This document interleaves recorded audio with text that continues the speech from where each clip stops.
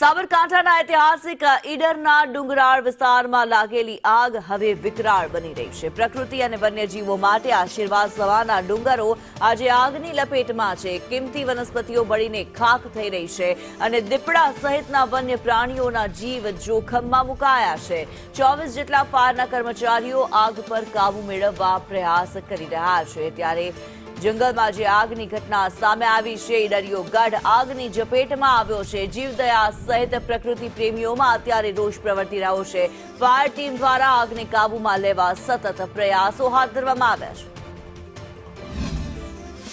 સ્થળે જઈ fire fighting કરેલ અને ઈડર નગરપાલિકાના 2 ફાયર ટેન્ડર સાથે 12 ફાયરમેન દ્વારા કામગીરી હાલ ચાલુ છે।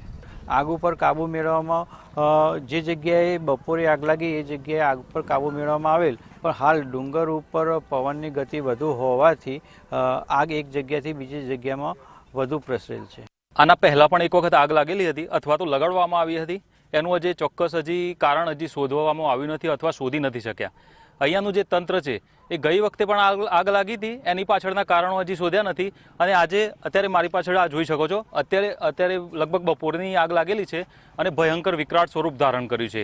અહીંયાનું જે વહીવટી તંત્ર છે અને ફોરેસ્ટ ડિપાર્ટમેન્ટ છે, એમની અહીંયા જે જવાબદારી આવે છે એમને જે પ્રમાણે નિભાવી છે કે નહીં એના ઉપર સવાલે ઉઠાવવામાં આવી રહ્યા છે।